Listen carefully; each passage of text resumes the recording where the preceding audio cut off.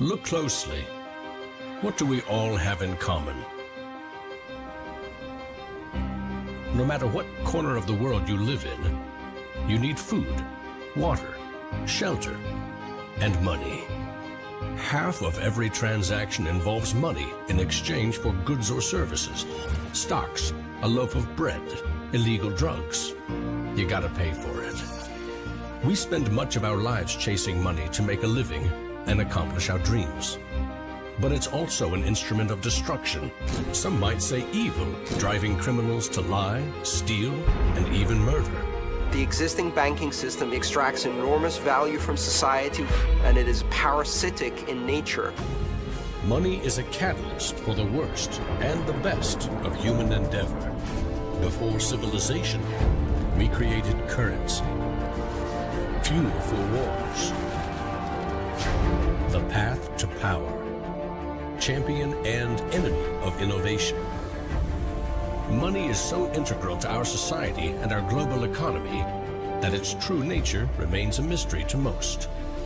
This is the story of money, perhaps the end of money as we know it. No matter how fat your bank account or how thin your wallet, to us it's all cold hard cash. There are some who want to kill it. Get rid of it. Burn your dollars, your euros, your yen, and transform every penny you have into ones and zeros. Digital currency. Entrust it to the web and computers spread across the planet. Magic internet money. It's called cryptocurrency. Bitcoin. Invented in secret, it was a gift to the world. It's not just a currency, but it's actually programmable money. A potential curse on bankers. And there's nothing that the big banks or politicians can do to stop it. Breaking every government's grip on money supply. What the internet did for information, Bitcoin is doing for money. Could it be the new gold? Regulators, the Federal Reserve, the banking system, at least understand this is a thing that they have to take seriously. This is going to change the economic culture.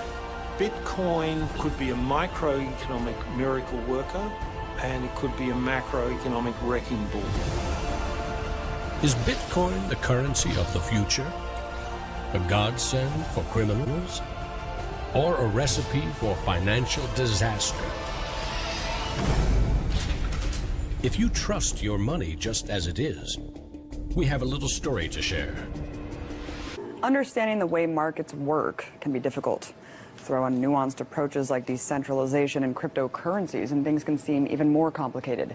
And while notions like digital black markets and non-national currencies may have seemed futuristic only a few years ago, today, peer-to-peer anonymous exchanges like Bitcoin is allowing is pioneering an entirely new way for the global community to think about financial systems. Knowing how cutting-edge Bitcoin is, yet having such little understanding how it actually works, I decided to speak to Andreas Antonopoulos, founder of Root 11 and co-host of Let's Talk Bitcoin. I first asked him to break down exactly how Bitcoin works and why it's so important to have a decentralized system of money. Bitcoin at first glance is digital money, but if you look a bit deeper, you realize that that is just one of the applications enabled by an underlying network that allows a distributed system of computers to build a global asset ledger. So like a list of transactions for the entire world that shows who owns what Bitcoin when. And that's based on a really fundamental invention that allows computers to coordinate in that way without a central authority. And the thing is that central authorities in money traditionally are used as levers of power, either to inflate a currency and cause it to lose value, which is essentially a form of confiscation or hidden taxation, when your savings account depletes in its purchasing power because the central government is printing money to finance its own activities. So, you know, the idea of a decentralized currency is important because it removes those levers of power that people can exploit to corrupt a currency. So in this global network, everything runs based on simple mathematical rules. A fixed number of coins are issued every 10 minutes, and that amount decreases over time so that eventually only 21 million bitcoins will be issued.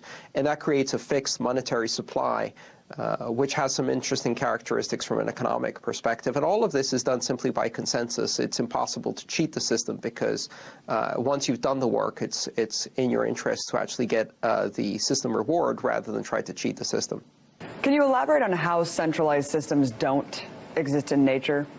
Sure. So Bitcoin represents a decentralized system, and decentralized systems are usually the way nature organizes things. So in nature, you don't see hierarchical systems very much. In fact, usually what you see is these loosely coupled decentralized systems that create emergent and complex behavior based on some very simple rules repeated by thousands of members. A perfect example of that is an ant colony like the leafcutter ant, where individual members are extremely simple organisms. You can even simulate a single ant on a computer. But you put several hundreds of thousands or even millions of ants together into a colony, and they exhibit incredibly complex behavior. The leafcutter ant, for example, farms aphids as a farmed species, like a domesticated species, the way we farm cattle. And that's an incredibly complex and sophisticated behavior, but it doesn't exist in any of the individual members. It's something that emerges from the complex interaction of simple rules. Bitcoin is a system that exhibits extremely complex emergent behavior, but it's based on a few very simple rules that are followed by all of the members of the network. Someone who sits atop of a hierarchical system is CEO of JP Morgan Chase, Jamie Dimon. He recently denounced Bitcoin and predicted that it's going to fail. Right now, Bitcoin is still in the experimental phase, similar to what the internet was in the early 90s. What's your response to Dimon's prediction? It's very difficult for people who have lived their entire life in a hierarchical system, especially at the top of a hierarchical system, and gain the benefits that come from that, including the ability to exhibit rent-seeking behaviors and to avoid prosecution for fraud that would put other people in jail a long time ago, and then be able to sit down and have a buddy-buddy conversation with the Secretary of Treasury without anyone blinking an eye. When they sit down and discuss competitive technologies and chuckle about them.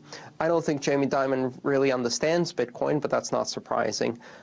It's not his role to understand the competing technologies because really he's in such a comfortable position whereby he can just receive $70 billion of free money from the Fed in the form of corporate welfare and doesn't have to compete. And you see this across the financial services industry where competition is stagnant, really. They compete on who can financialize a derivative to exploit the market better, or who can front-run sales and stock transactions on a high-frequency trading network. But in terms of consumer innovation, very little has happened in the last 50 years. Speaking of U.S. Treasury Secretary Jack Lew, recently he said that Bitcoin gives individuals a place to hide and could allow for the funding of terrorist activities. What's your response, especially in light of the two New York executives who were just charged with conspiracy to commit money laundering, by selling over $1 million in Bitcoins to the black market website Silk Road? Well, Bitcoin actually offers a scale of anonymity to full disclosure of identity. On Bitcoin, it's actually harder to do strong anonymity, whereas it's easier to do strong transparency. One of the things we've seen on the Bitcoin network is the ability for charities and other public responsibility organizations or publicly accountable organizations to operate an open set of accounts and open books where everyone can see exactly what's going on. So if you want, you can use Bitcoin to deliver extreme fairness and transparency. And so far, there doesn't seem to be any indication that law enforcement organizations have any trouble tracking down transactions on Bitcoin using old-fashioned police activities. I think, in fact, Bitcoin is far more transparent than our current financial system. If you ask, for example, economists, they have no idea what the full size of a hedge fund market is or what the full size of leveraged debt is, because no one knows. A lot of this happens on closed markets where there's no accountability. How can this currency become accessible to someone who isn't willing to spend a small fortune on an unstable investment? Bitcoin mining. Bitcoin operates as a peer-to-peer network. This means that everyone who uses Bitcoin is a tiny fraction of the bank of Bitcoin. But where do Bitcoins come from? With paper money, a government decides when to print and distribute money. Bitcoin doesn't have a central government. With Bitcoin, miners use special software to solve math problems and are issued a certain number of Bitcoins in exchange. This provides a smart way to issue the currency and also creates an incentive for more people to mine. And since miners are required to approve Bitcoin transactions, more miners means a more secure network. The Bitcoin network automatically changes the difficulty of the math problems, depending on how fast they're being solved. In the early days, Bitcoin miners solved these math problems with the processors in their computers. Soon, miners discovered that graphics cards used for gaming were much better suited to this kind of math. Graphics cards are faster, but they use more electricity and generate a lot of heat. The first commercial Bitcoin mining products included chips that were reprogrammed for mining Bitcoin. These chips were faster, but still power-hungry. ASIC, or Application-Specific Integrated Circuit chips, are designed specifically for Bitcoin mining. ASIC technology has made Bitcoin mining even faster while using less power. As the popularity of Bitcoin increases, more miners join the network, making it more difficult for individuals to solve the math problems. To overcome this, miners have developed a way to work together in pools. Pools of miners find solutions faster than their individual members, and each miner is rewarded proportionate to the amount of work he or she provides. Mining is an important and integral part of Bitcoin that ensures fairness while keeping the Bitcoin network stable, safe, and secure. There is a window of opportunity to make big profits by helping to build up the Bitcoin economy. We are literally in a digital gold rush, and huge companies are rushing in and spending hundreds of millions of dollars to build everything from large-scale mining operations, digital wallets, currency exchanges, and even entire ATM networks. So we are truly in the right place at the right time of experts, investors, professionals, coders, and programming geeks who understand this market. We have put together a very simple business model. Well, it's actually pretty complex under the hood, but very simple for you to profit from our expertise in this industry. How we all make money together. Bitcoin mining is very expensive, and it takes a huge budget to make money doing it. You must be able to buy the hardware equipment in bulk at a big discount. And even more important, you have to know how to keep the mine running to maximize profits. First, we have created our own proprietary software that controls mining hardware and uses it to mine for the most profitable coin in that moment. So it's not just Bitcoin, but dozens of digital currencies that are mined and converted back into Bitcoin instantly. This allows us to be a lot more profitable than most mining pools, while also diversifying into other digital currencies like Litecoin, Dogecoin, and Blackcoin, to name a few. Second, strategic purchasing power. Most mines make less and less every month because the equipment used to mine becomes less productive due to harder calculations that require more computing power to work. So you could go from making $10 a day down to $5 a day in only a few months if you don't continue to expand and maximize your efficiency. Since we are a giant pool of people all mining together, we will continue to stay on the cutting edge for years to come, buying the newest and best equipment at the lowest prices.